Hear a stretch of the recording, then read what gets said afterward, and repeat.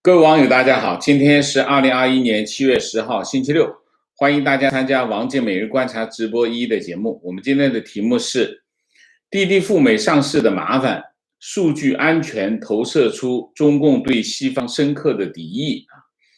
那么最近发生了跟滴滴有关的事情，持续的在发酵。那么我们就着这个话题来看一下，这件事情并不是一个单纯的个案，而是一个非常重要的、非常重大、影响非常深的一个政策性的变化。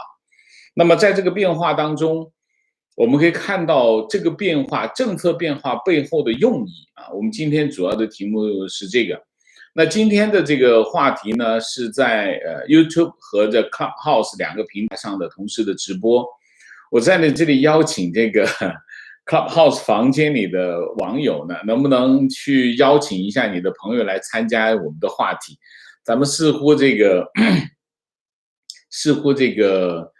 在线的房间里的在线人数有点少啊，请大家邀请一下你的朋友来参加我们的讨论，好吗？好，那我在进入讨论之前，我先做一个话题准备。我准备了一点时间，花了一点时间做这个准备。我把这个话题准备之后呢，我们再开始这个话题的讨论。我希望能够把这个话题讨论相对集中一点，而且我们集中话题讨论的时候，可以把这个议题挖掘得更深刻啊。那么很多人把这个去年11月份蚂蚁集团上市触礁啊，总结成马云个人的失败，把滴滴出行遇到的麻烦理解为不听话导致的后果。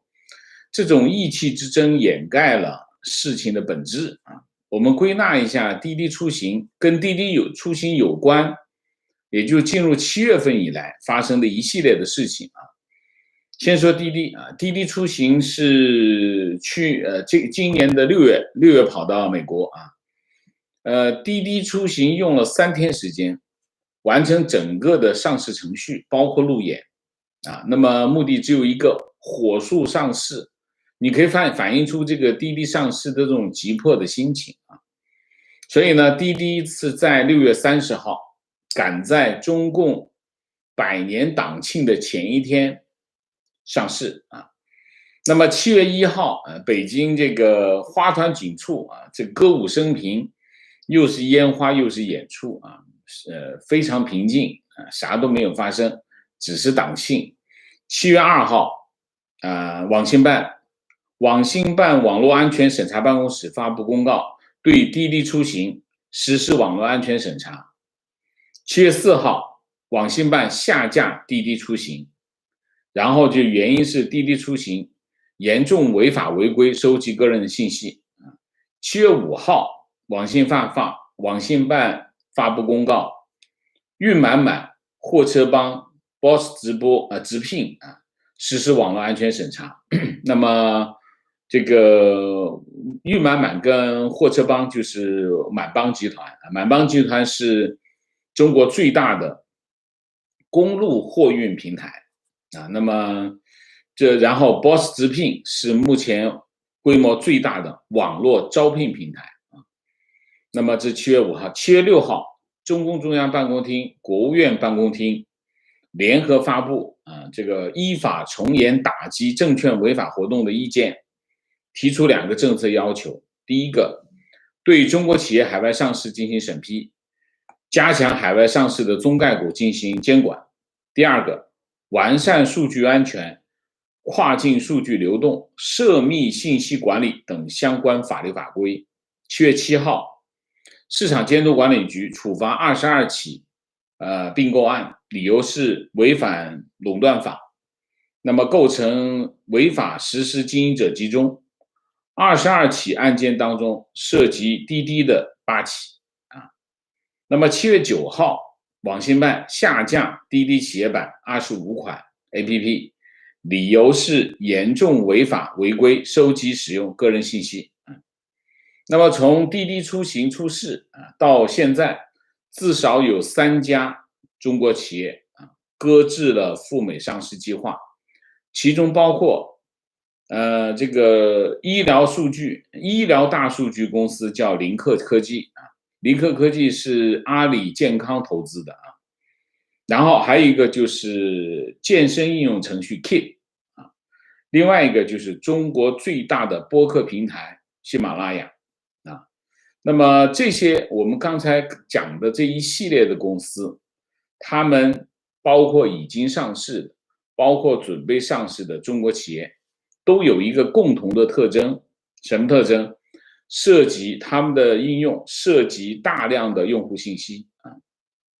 当然，其实中国所有，也不是中国，其实所有的互联网电子商务的商业模式一定会涉及到大量的个人信息，这是电子商务的运营的基础。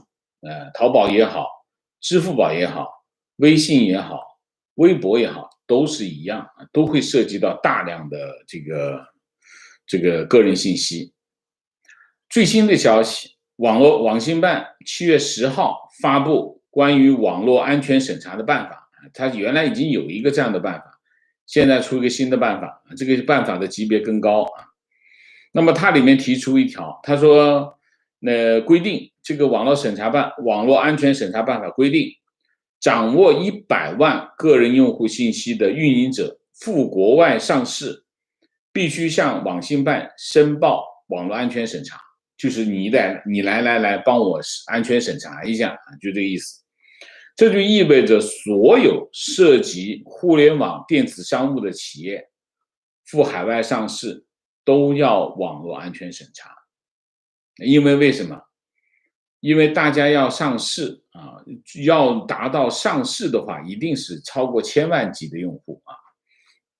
那网络安全审查办法指出，关键信息基础设施运营者啊，采购网络产品和服务，数据处理者开展数据处理活动，影响或者可能影响国家安全的，就应当按照本办法进行网络安全审查。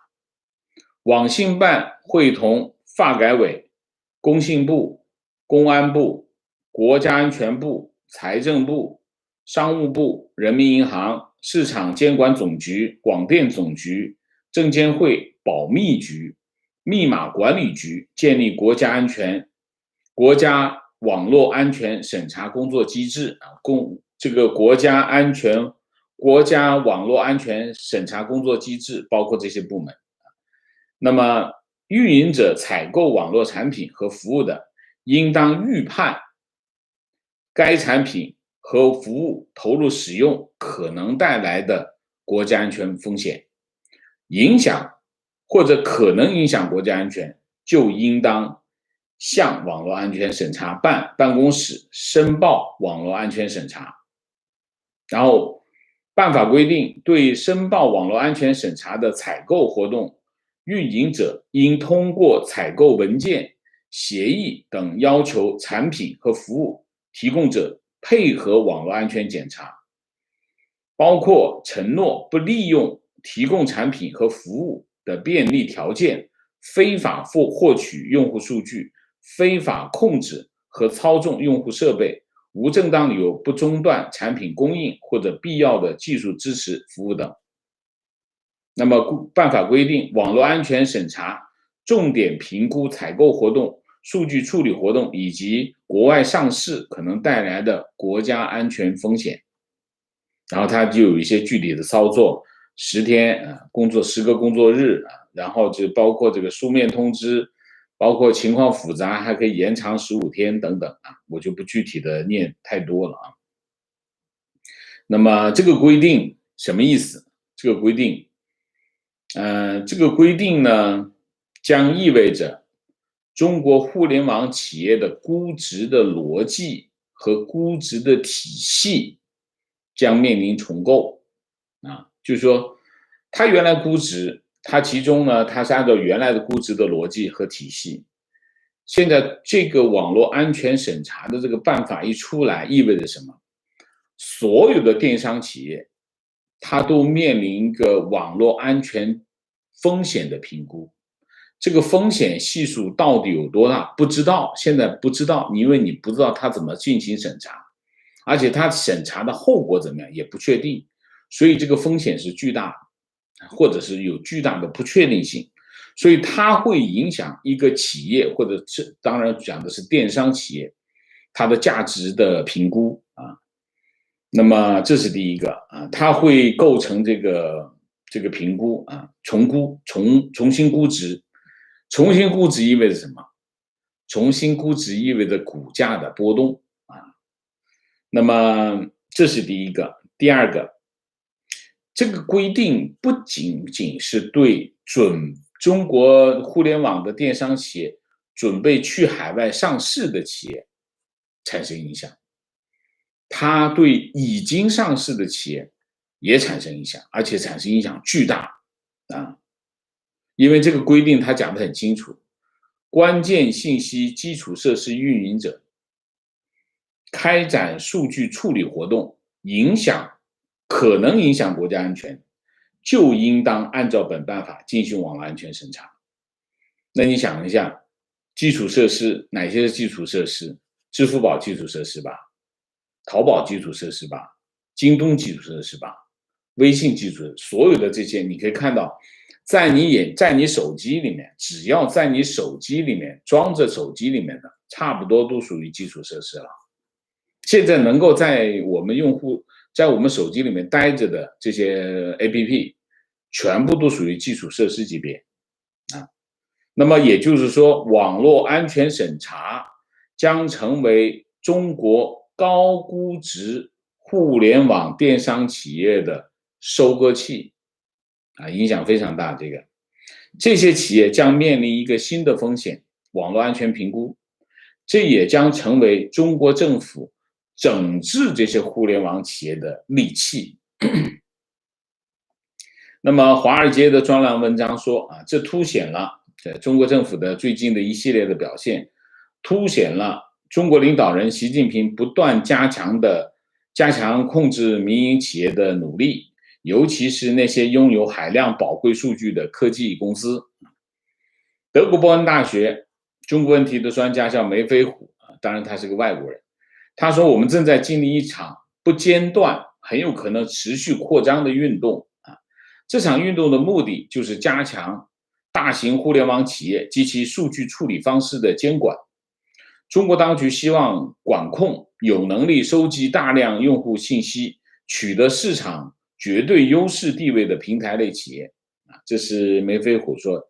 梅飞虎说，他说了一个很直观的例子，他说中共用了100年的时间，发展了9000多万党员，而腾讯的微信现在有12亿的活跃用户，那你意味着什么？意味着它实时数据非常的多。那么德国外交委员会中国问题专家狄宇飞说中国在看待经济问题的时候，会优先透过国家安全的视角。他认为，北京加强对科技企业的监管，可能与中国不希望这个人民的数据最终落入美国安全机关有关。那么滴滴出行在美国上市很可能反映了这种担心啊。那么当然，中国政府的这一系列行动会产生很严重的后果。那么，全球最大的资产管理公司贝莱德啊 ，BlackRock 说他们会放弃中国的这些科技巨头，因为什么？他们需要一段时间观察。他们的这个组合经理说这个监管，中国政府的监管将在几年之内持续困扰投资者，所以你可以看。他们也明白这件事情不是1、2下过得去的，会一个比较长的时间。那我们记得啊，川普政府去年的时候，曾经对中国的一些手机应用程序，包括微信，包括这个 TikTok 下手啊。原因是什么？原因是他们手上掌握的美国用户的数据有风险，这个出发点是对的。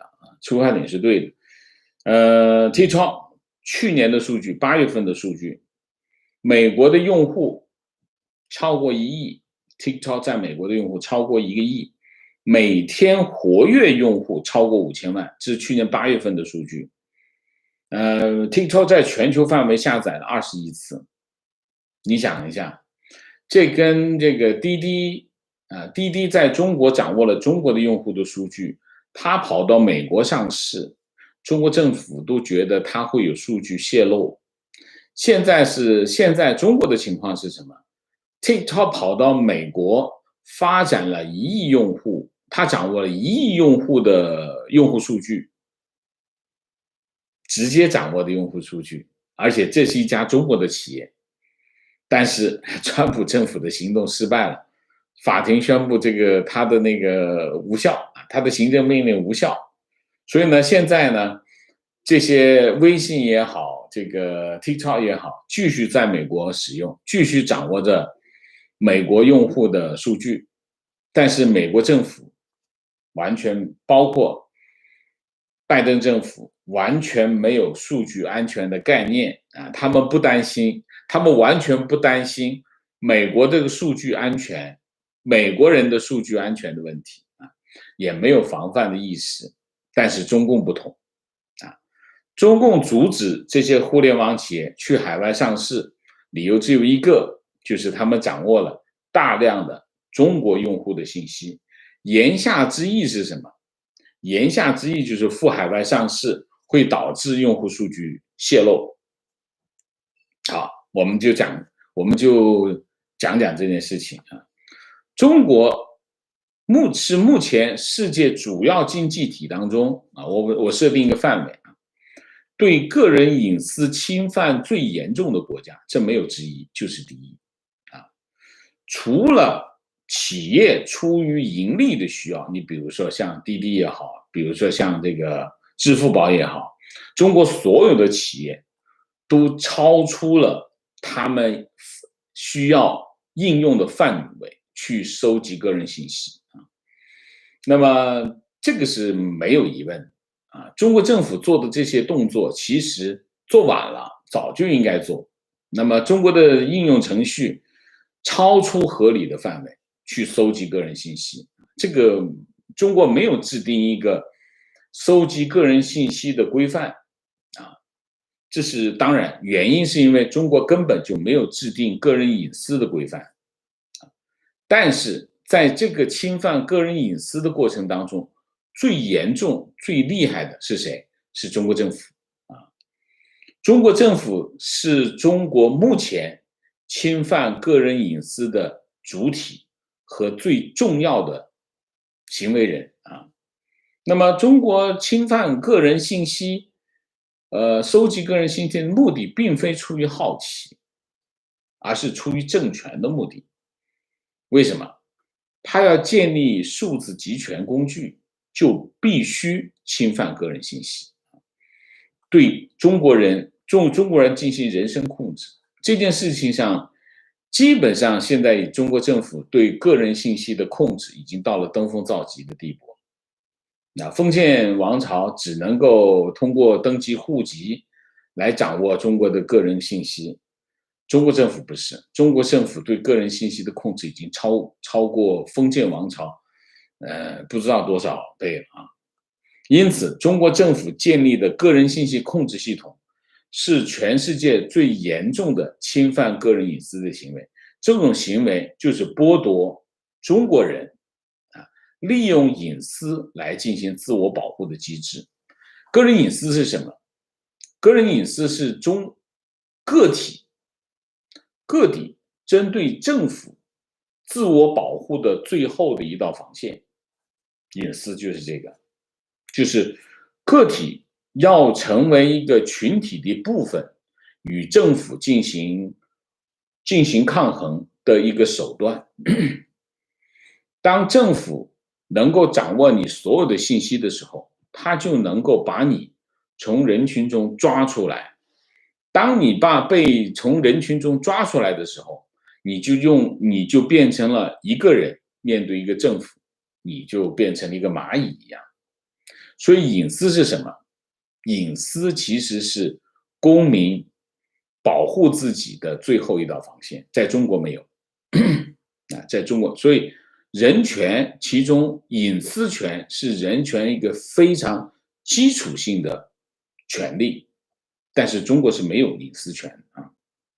中国政府处罚这些互联网企业收集个人信息，原因是什么？原因是中国是最早提出数据主权的国家啊。中国政府认为公众数据权利属于国家啊，这很重要啊。建立数据主权这种框架的目的只有一个，就是把数据作为一种资源和一种武器，前者是基于安全，后者是基于对抗啊。那么当我们理解中国政府对于个人信息或者我们叫隐私的定义和定位的时候，你就可以理解中国政府为什么要对掌握个人信息的互联网企业采取各种手段啊，比如说这个控制，比如说打压啊，原因是什么？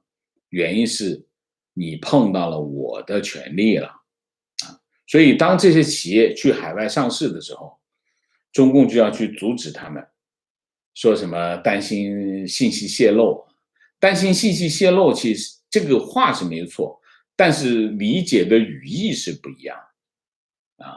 你信息泄露不是你的，不是你侵害了中国人的权利，不是的，你信息泄露是侵害了我的权利啊。我就要讲的数据主权的问题。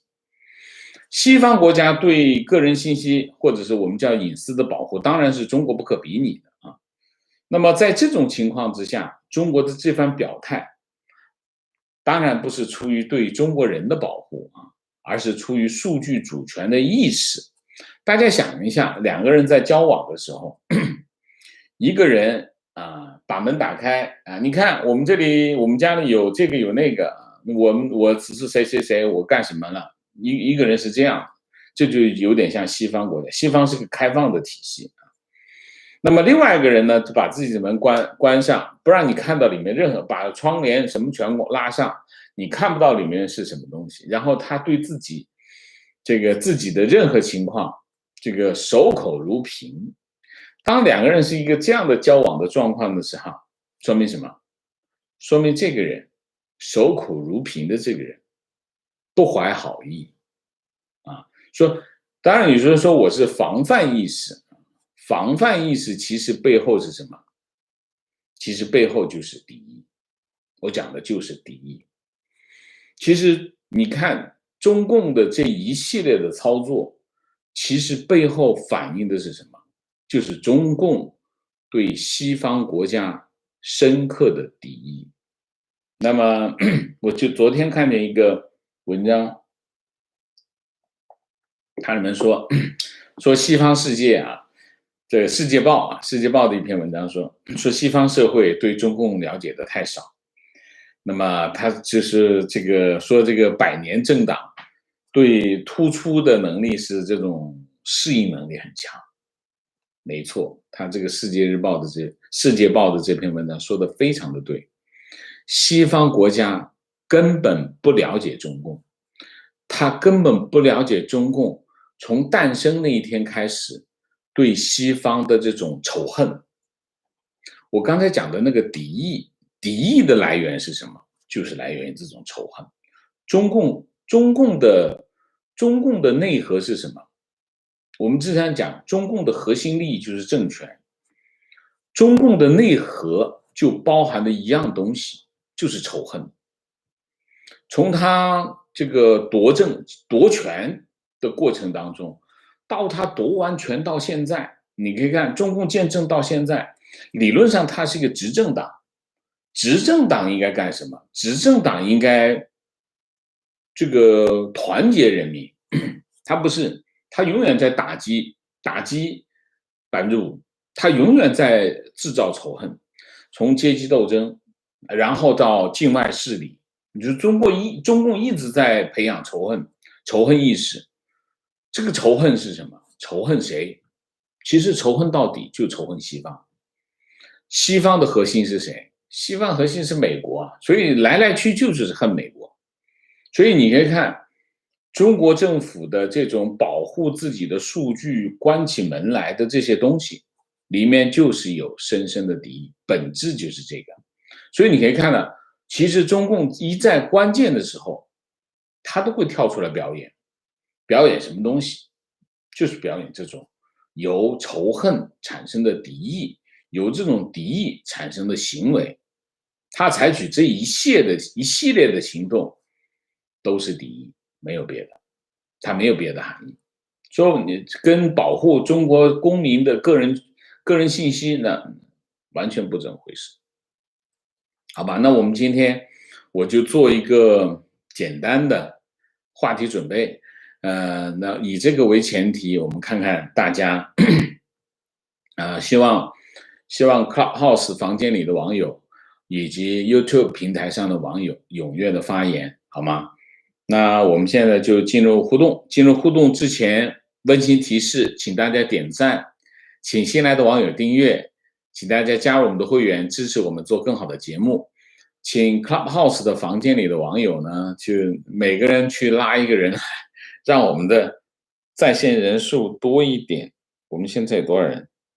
我们现在我看一下啊，我们现在有200人，有200多人啊，200人不够多哈，拉一点人来，好吧？好，那我们现在就进入互动。进入互动，我先来还是 Amy 先来？我可以啊，我们这边可以，就是大家对这个话题感兴趣的小伙伴可以踊跃来举手参加讨论。那好的，等一下啊，我们这样子就是按顺序排嘛，一个人的发言时长在1分钟左右吧，好吗？就希望大家就是把自己的这个问题或者观点优化一下。那个点点你在吗？我先再准备一下，谢谢。好，炳根，你今天有没有什么问题？我想问，那滴滴的出路在哪里呢？如果美国不能上市的话，能去哪里上市呢？滴滴已经上市了，好吗？不好意思啊，谢谢你。滴滴已经上市了，滴滴已经上市。现在的问题，其实你问了一个问题，其实问的对，就是滴滴的前景是怎么样？你看一下，滴滴从6月30号上市，7月2号开始，网信办开始对它采取行动，到现在7月2号到现在基本上是1个星期的时间，1个星期时间跟它有关的打击有5次啊，1星期有5次，其中只有2天是没有跟它有关系的信息，所以中国政府在密集的对滴滴采取行动，我相信这些都是编好了剧本的啊，就是一样持续的发生。那当然，它不仅仅是针对滴滴，而是针对这一类的企业。所以你可以看政策不断的在出来，包括这个国办、中办出的这个意见，包括网信办出来的这个管理办法，你可以看一系列都在往外走。证监会也在组建一个新的部门去审批这些海外上市的这个一个安排，所以你可以看到这件事情他们在收紧。滴滴会成为什么？大家知道那个批斗会吗？文革的时候那种批斗会，中间有一个人站在那个主席台中间挂的牌子批给大家看，然后后面有一批什么陪绑的人，大概就是一个这样的情况。你现在看到的情况就是这个，滴滴站在这个批斗会的中间，后面就什么满帮啊、什么 Boss 直聘啊，这些站在后面，大概会是一个这样的事情。就是这中共这个非常的熟练，但是所以呢，你可以看滴滴的前景不容乐观。为什么这件事情一出来，就有人在网上说滴滴可能会退市？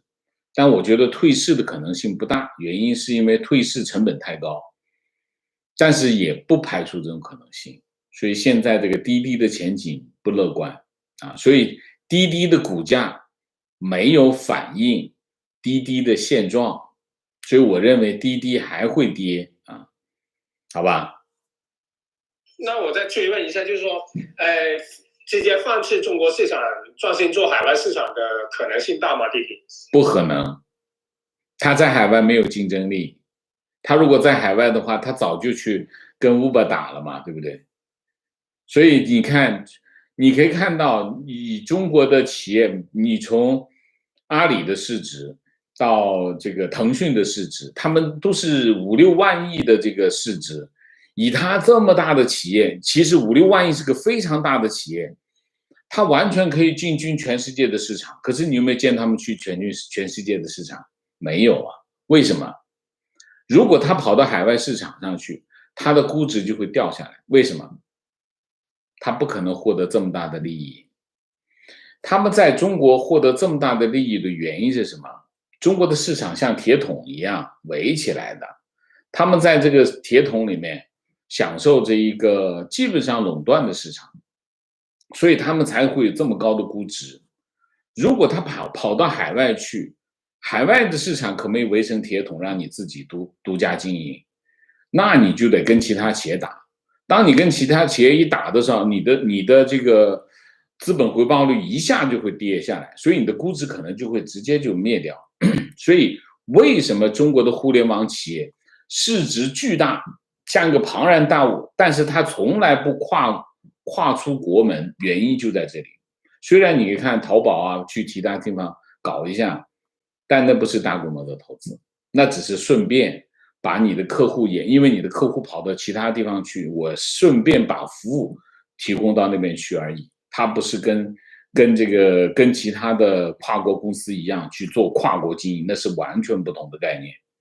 所以滴滴的前景也不可能说它放弃中国市场，跑到海外去。如果是这样的，所有的投资者都把它股票扔掉，好吧？我不认为中国的互联网企业有这种前景。如果中国互联网企业正在做这个动作的话，他们股价会暴跌的啊，好吗？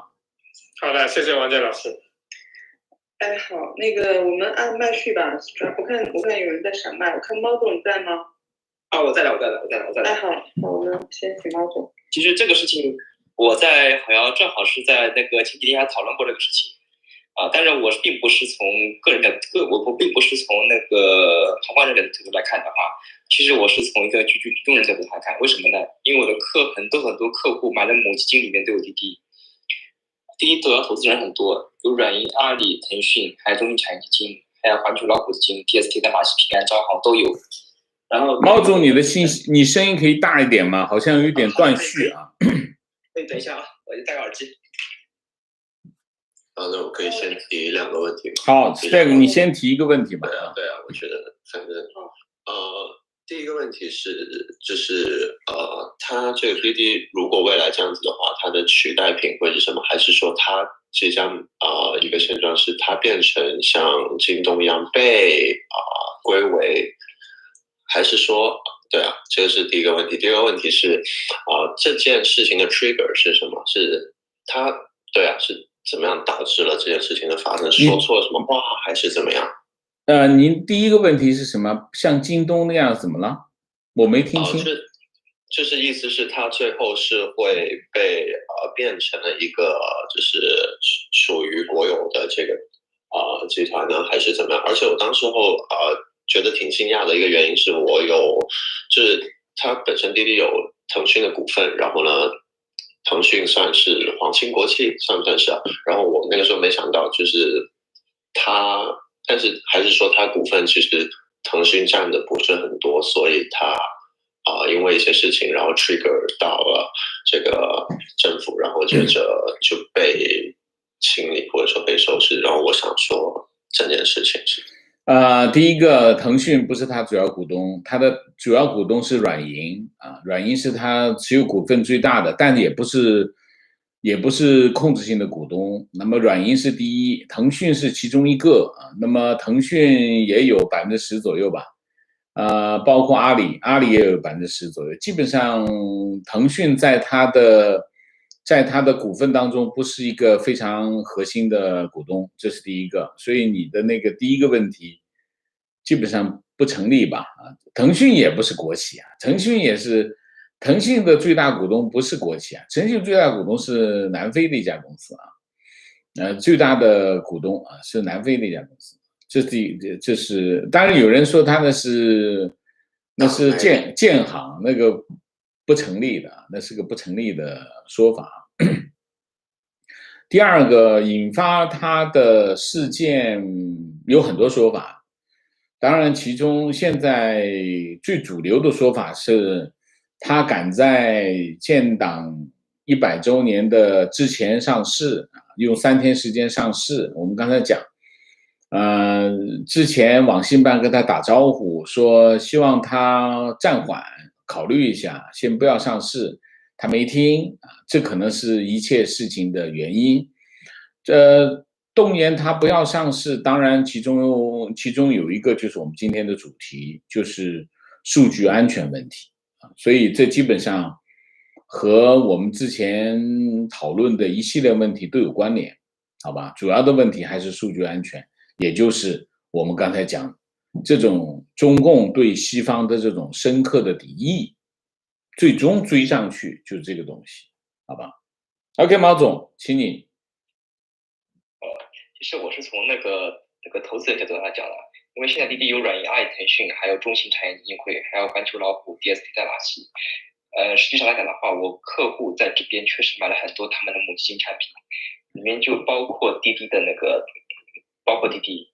但是在目前的情况下的话，怎么说呢？我不知道是否现在已经算是安全退出了，但我估计滴滴上市确实是母基金就要退出的话，肯定就是得靠上市了。上市的话，滴滴确实是成功上市了，但看的样子的话，上周的情况来看的话，我估计退出还是比较麻烦的。所以这也是我担心的一个事情，因为滴滴这个事情一旦就是说前阵子我也讨论过嘛，关于滴滴这个事情，因为一旦成型以后的话，后面很多母基金里面包含了很多中概股，他们都要最后一步都是要上市，赴美上市，肯定都是要赴美上市。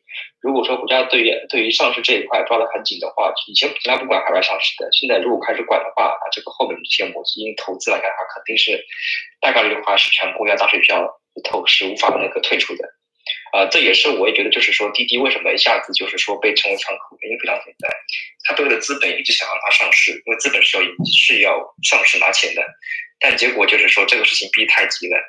国家一块的话，他们也不愿意看到这种资本的无序扩张，结果几次，据说在上市之前几次是有人劝阻他不要去干这个事情，因为现在当然是风口进党100周年，国家不需要看到你这些资本家一下子把这个钱就弄到海外，对吧？一旦把这个钱上市以后套钱就跑路，结果滴滴没有听，就还是做了，他们应该说是低估了国家决心，就造成今天这样的一个问题。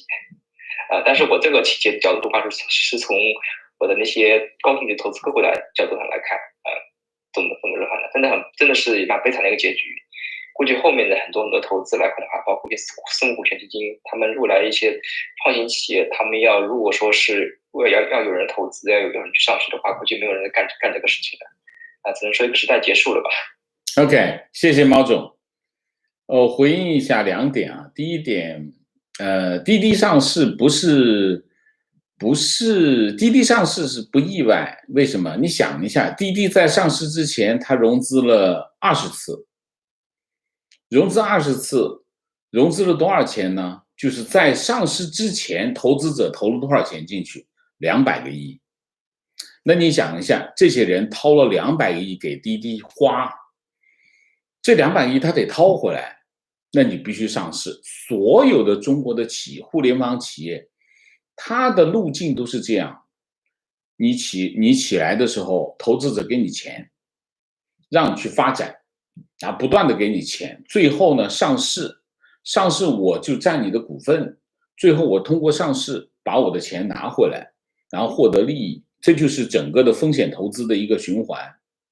所以滴滴上市是一个不意外的事情，这一定是要上市的，所有的互联网企业都必须上市，不上市这企业就会关门，一定是这样，没有意外。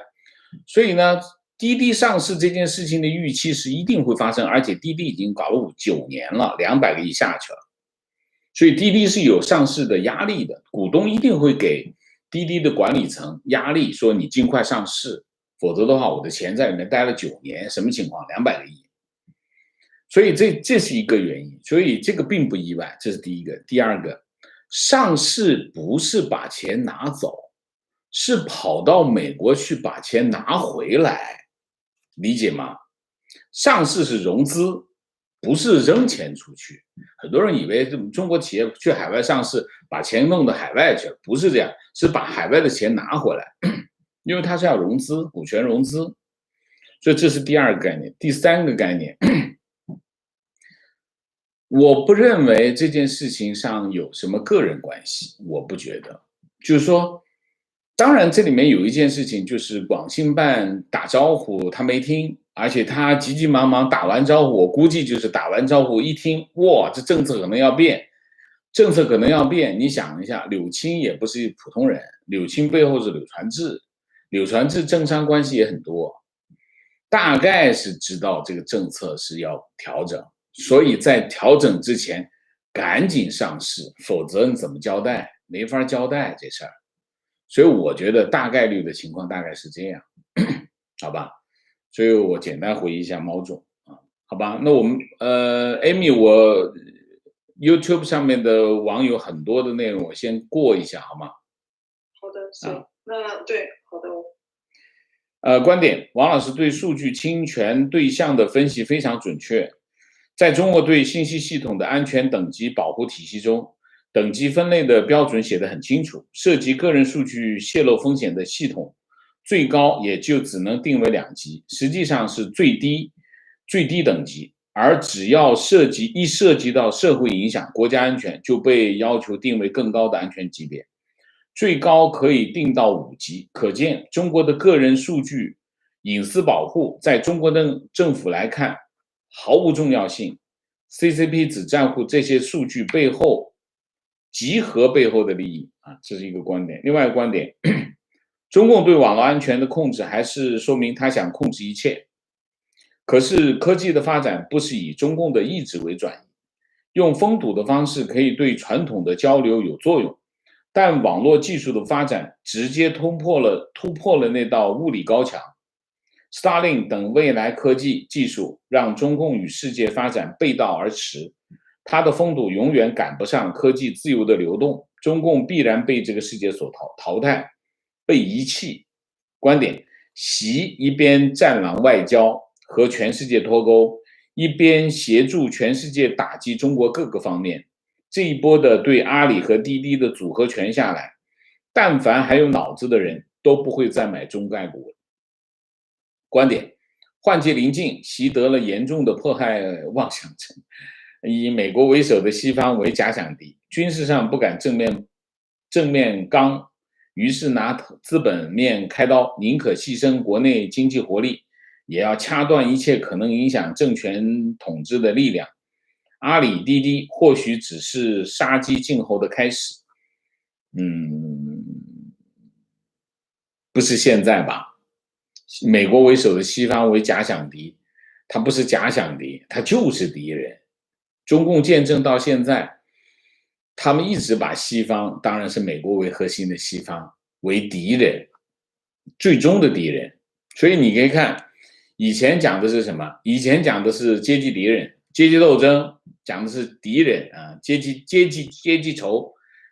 仇、民族恨。以前我们成长的过程有2句话，叫阶级仇、民族恨。民族恨是谁？恨美国。阶级仇什么？地主资本家啊。情况，滴滴有在做海外市场，在澳洲，滴滴大概是1年前开始进入澳洲市场，而且广告力度也不小，只不过时间上碰上了疫情，所以广告效果不佳。OK， 情绪，习对蚂蚁、滴滴等一系列的骚操作，等于是直接截取了既往权贵们的饭碗，已有的矛盾会激化到不可调和。各被打的权贵们掏出几亿收买834部队，这扯远了吧？你说政变嘛？我们不讨论政变的问题，政变这种问题不可分析。观点，美国宪法第1修正案赋予人民的权利，在中国大陆的民众身上是一种美好到不切实际的奢望。观点，对于专制政府，虽然被制裁会付出巨大的代价，但是服软的代价更大，因为老百姓会觉得你不行了，所以中共是不会妥协的。在香港和新疆继续做他想做的事情，不管外部的制裁有多狠，都坚决不会妥协，否则丢了面子也丢了里子啊。提问：资本目前这种形势是往脱钩方向发展，请问王老师，这个形势对中国来说到底是主动还是被动？现在的形势很矛盾，一方面开放资本项目，一方面又打压出走国门的项目。从这件事情来看，显然这两个政策是矛盾的。中国现在很需要钱中国需要钱的原因是什么？中国需要钱的原因是这2年花钱花得太猛，花冒资本市场成为一个非常重要的拿钱的一个手段那现在的情况是什么？现在本来中国企业海外融资是一种拿钱的方式，但你这个一打，中国没什么企业可以出海就剩下互联网企业。中国只有互联网企业有资格去美国上市拿钱。那你现在把这个互联网企业这么一打，那这条路肯定就死掉了。但是另外一头，他看资本项就是让这些华尔街的这些金融行业去中国市场。当你把这个海外上市这条路一堵，整个的投资气氛会变差，华尔街去中国，华尔街的这些金融机构去中国的动力也没那么强。大家知道这些东西全是配套在一起的所以主动还是被动，又主动又被动吧。基本上共产党做事呢，就基本上是脚踩西瓜皮，走哪是哪，或者是我们翻过来讲叫打哪指哪，这一枪打出去，底下人就跑到那儿去把那弹孔画圈，说你看这领导英明神武，一枪又打中红心，大概就是这样子所以我不觉得他主动做一些事情，被动的接受结果呗请问王老师，这一次以后华尔街还会有人承接中概股上市吗？这次把中概股的投资者都害惨你知道最惨的是谁吗？最惨的不是投资者，最惨的是这些承销商才惨呢。你想想看，承销商搭进去的是什么？承销商搭进去是他们的信誉。你说你这次把这生意做砸了就算了，我把这扔了，我去做下一次没关系。但是你别忘了，当你把这件事做砸了以后，后面没人敢接你的股票了，所以这件事情才是事儿大。所以真正受最惨的是谁？最惨的就是承销商。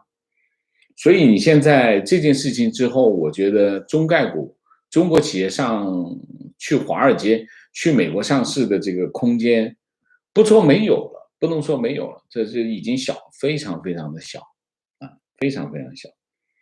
那得什么条件不知道。提问：西方国家一系列针对中共的打击，请问王老师哪些会把它打痛？目前来看，最痛的是抵制冬奥会，北京冬奥会如果这件事情要做的话，它是最痛的。为什么？它会让中国的老百姓觉得中共不行了，这是对中共来说，这是一件最可怕的事情。所以你可以看中共为什么要搞那么多外宣？外宣是什么？外宣的目的是什么？你看中共的在主流媒体上，包括人民日报、新华社，包括这些环球时报，他一定要给大家一个什么概念？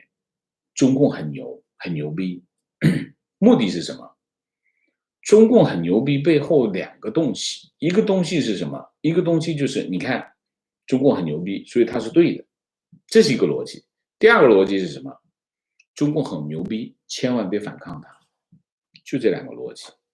所以你在所有的西方国家没有搞清楚什么叫政治影响。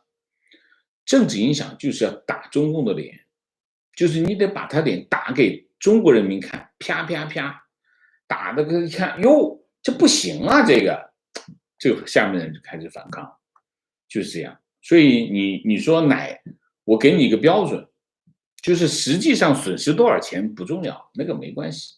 对中国来说，对中共来说，这些钱我富有天下，你给我弄个1800亿算什么？不算啥，少点，我这边再挖一点不就行了？这个没有什么，不行我就厨余收费，你才能收多少钱？所以这个不重要，重要的是什么？你必须在中国人民面前打中共的脸，你以这个为标准去衡量哪些措施管用就行了。因为为什么？真正能改变中共的没有别人，只有中国人民自己。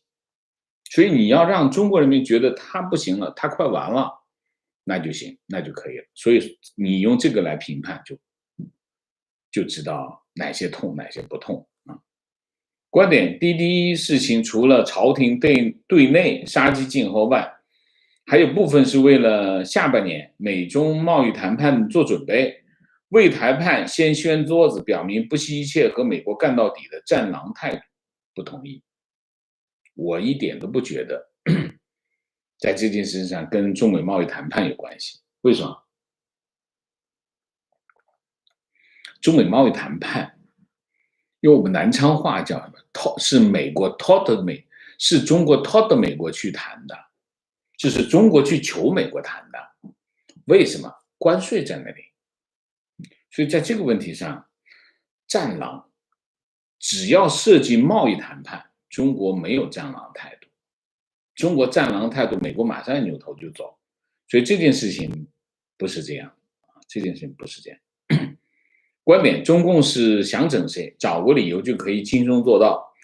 历朝历代国家亏空，要么打商人的主意，要么打老百姓的主意。中共是商人百姓都不放过，全民轮番轰炸。同意。提问：请问王老师，滴滴事件中给网信办扩权，其是否要复制自己反腐夺权模式，以监察来影响行政，继续扩大自己在经济层面的影响力？这个问题没问题。中共网信办基本上是习近平私人的棍子，所以基本上，因为他原来是在中宣部啊，原来中宣部等于把中宣部给架空了，放到中宣部，然后再给他一块牌子，变成国家网信办，就放到国务院，但又不在国务院序列当中，所以这是网信办是一个，是讲的不好听呢，就是一个违宪的机构。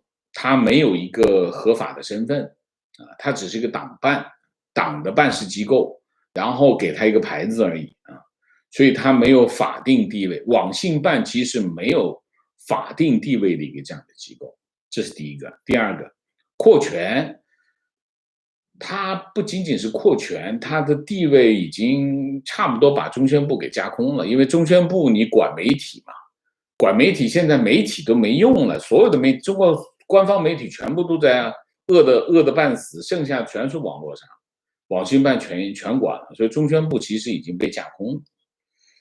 他反腐模式，习近平现在是控盘，所以他不需要做这个动作，他只是随心所欲的去做一些这样的动作而已。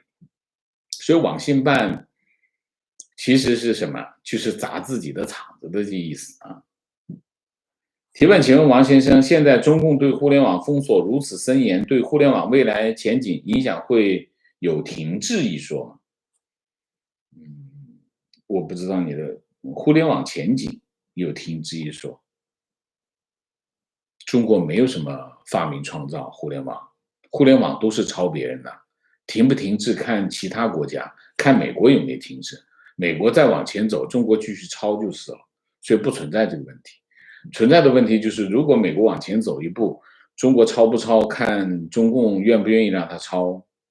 实际上就是这样，中国互联网没什么发展，只是把美国的一些模式放到中国去再走一遍而已，所以不存在，我不觉得是一个这样的问题啊。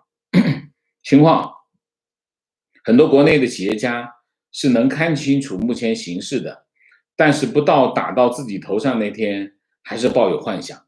身边就有这种，虽然现在挣着大把大把的钱，但是各种恐惧、担忧，眼睁睁的等着那一天的到来。有些人已经转移不少资产出来，但是还是舍不得离开。这个很正常。看一下二战，看一下犹太人在德国的处境，你就知道。你不到那一天，他真的不知道。所以，不意外啊，真的不意外。好，那我就把这个 Amy， 我把YouTube 上面我已经念完了，我就把现场交给你好吗？好，那我们就来，那个 Karen 在吗？安东尼。在。好，你可以发言。你好，王老师。你好，我就刚刚听那个王老师讲那个中国人的性格，这个我就想上来回应一下我的看法啊，就是我觉得中国人的性格，当然我说的这个中国人呢，是指在我生活中认识的大部分，不是绝对的每一个。确实，中国人的这种性格有一种怎么说呢，叫做没有是非，只争胜败，就是成王败寇。对，成王败寇，他没有是非观念的，没有是非黑白的。在我生活中里面，都切实的经历过很多种这种事情，哪怕就是一个很坏的人，一个骗子骗了很多人，甚至有人还是会去感叹：哎呀，这个人你看那么厉害，那么牛逼，骗到了那么多人。他完全就没有一点点是非观念，这点我觉得从这一点去看的话呢，很多中国人就是这样子，很沮丧这一点。你像这几年在海外，在美国搞的搞了很多人吧，那个骗子郭文贵，有很多我身边的人，我问他为什么崇拜他，他就崇拜他有本事，有什么本事？他骗人害人，他也是本事。你说这个让我无语啊，真的是，他也知道他是骗子，但是他说他能骗很多人，他就是有本事。所以我觉得中国人这种要改变的话，我估计恐怕是一代人都改不了。就我们现在还没有看到说可以开始去改，即便是现在大家已经有了一个自由民主的制度，要现在去改变的话，我估计都需要1-2代人。我就上台想说2句这个，谢谢。我回应一下啊，为什么会这样？为什么会这样？2个原因了。第一个原因就是穷嘛，穷到最后你啥都要放弃，你就是活下来，为了那一口活下来就没有底线了嘛，这就是穷嘛。我还是认为中国文化的核心问题就是穷的问题。为什么会这么穷？当然是因为皇帝不好了，皇帝掠夺的太厉害了，所以老百姓会很穷。中国数千年的历史都是这样的历史啊，这是第一个。第二个，这两年更严重了。你说的这种没有是非观，只论成败，不论是非，就讲的不好听。以前我们有一句俗语叫“笑贫不笑娼”，话就是这么说，叫“笑贫不笑娼”。只要能挣着钱，不管你钱从哪里来，都行，都牛，都可以啊。原因是什么？原因就是中共的一个没有底线的社会嘛，就是丛林法则。丛林法则是中共建政到现在整个社会氛围和社会环境的一个核心的特征，就是丛林法则。所以你可以看，无论是强者还是弱者，弱者也是一样。弱者不是说我去找你讲道理，不是的。中国的弱者也不讲道理，也是直接把棺材放到医院去一样的。中国的弱者跟强者都是一样，不讲道理。为什么不能讲道理？这是个不讲道理的世界，不讲道理的社会，因为没有丛林法则。所以现在的这个情况，你刚才讲的这个安讲的这个情况，其实核心的问题就是中国传统的成王败寇的这种传统文化，加上中共社会治理的丛林法则，两者汇集在一起产生的效果。这是我的回应。好，谢谢。安娜在吗？我在。大家早上好。我想讲1-2个我的观点啊。王老师就是这个滴滴赴美上市的这个事件，也很多次的节目也提到了，所以这个事件我觉得可能在未来的多少年以后，我觉得这个事件会是一个非常标志性的里程碑。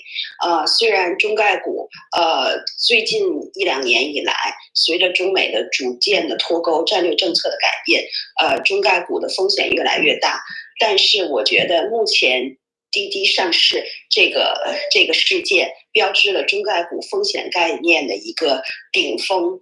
就是在美国市场，从个人投资人到机构投资人，已经越来越感觉到这种投资中概股的这种巨大的这个政治风险和不确定性。投资人实际上是最厌恶风险。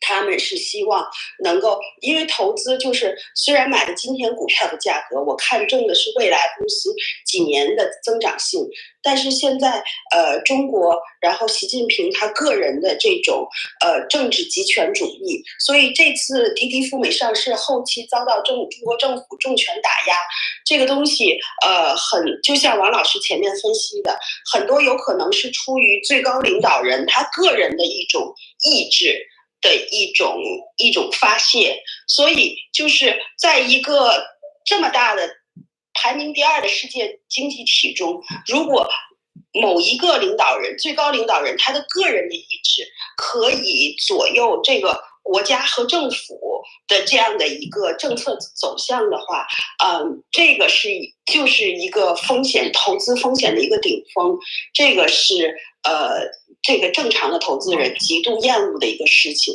然后第二个是安雅，那个不好意思啊，这个时间到时间好，那我第二个问题不讲了，不好意思。没关系，我们把这个麦序轮完之后，等一下有时间我们可以再继续。好吗？好。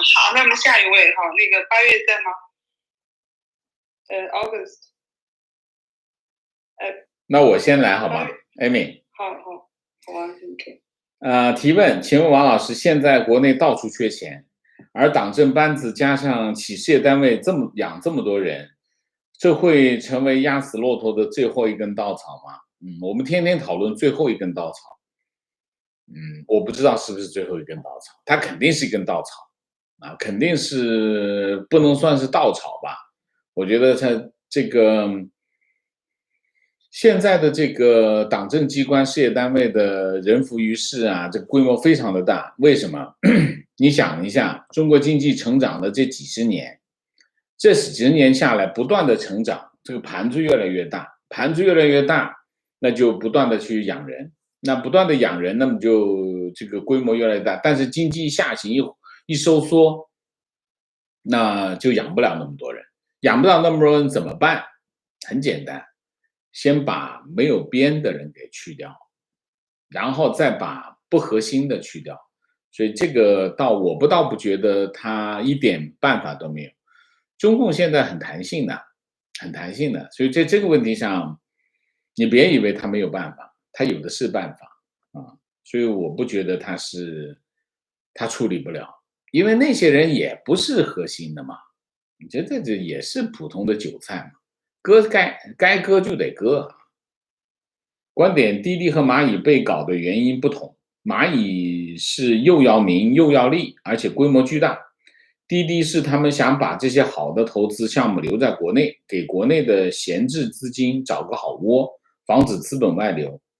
不对，资本外流，滴滴去海外上市是融资，怎么会资本外流？这第一个。第二个，滴滴比蚂蚁更好吗？那当然不能比呀。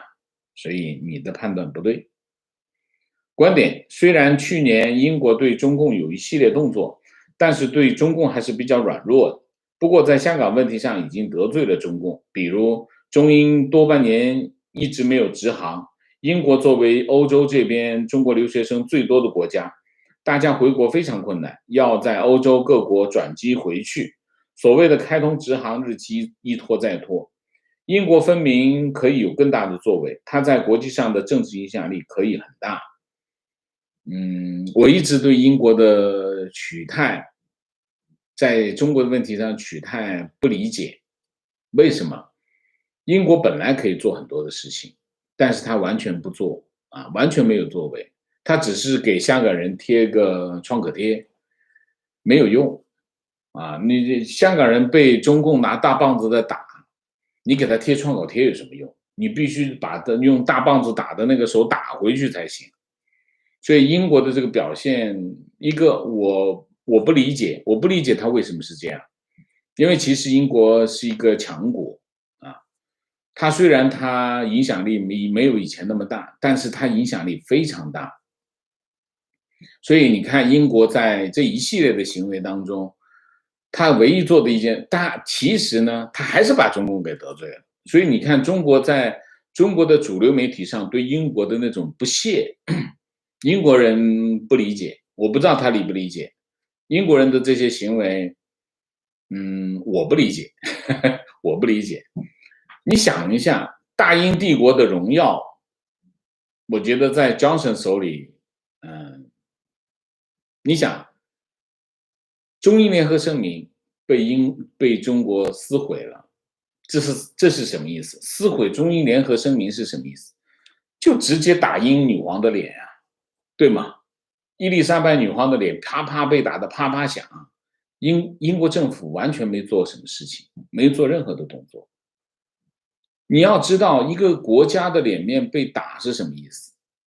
你想一下，当年这个福克兰群岛，这个铁娘子一拍桌子就拍那个小岛有什么价值？不会超过1个亿英镑吧？可是英国直接派，英国花在这件事情上的军费肯定超过那个岛的价值，但是他一定要把它拿回来，那是英国的荣耀，大英帝国的荣耀，所以他必须把它打这一仗，我得把它拿回来。你想一下，在香港这件事情上是什么情况？英国无所作为，而且英国讲的那些鬼话狗屁不通，他只是给香港人提供一个贴个创可贴有什么用？所以你说英国软弱，我觉得不是软弱的问题，我觉得是他背后有什么东西我们不知道，他肯定有一个他认为的逻辑，而这些逻辑背后的构成这个逻辑的因素我们没有看到，至少我没看到，所以我就不理解英国为什么是这个鸟样啊，我是很不满意英国的这个表现。观点：中共为了维持奴役中国人的合法性，必须要不断的维持它的神性。一旦它的神性消失，中国人就会醒过来。中国人也不是醒过来，中国人就会翻过来。中国人其实就是欺软怕硬。当中国人发现中共不行了，没那么硬了，就得搞他了。你得让他提供中国人搞他的理由，就让他的神性消失，这就是对中共的核心的手段是这个啊。我们这个题目有点差远了。观点感觉跟美国推特封杀川普的事件有共通之处，胡扯，我不同意啊。明谢程鲁谢谢 ，Jessie 蔡谢谢，亲亲谢谢。唐伟谢谢 ，CZ 谢谢，Celine 陈谢谢。好，我们今天的 YouTube 就到这里，感谢大家的参与，我们下个节目再见。再见之前，请大家点赞，请新来的网友订阅，请大家加入我们的会员，支持我们做更好的节目，做更好的自己。谢谢大家，谢谢。好 ，Amy。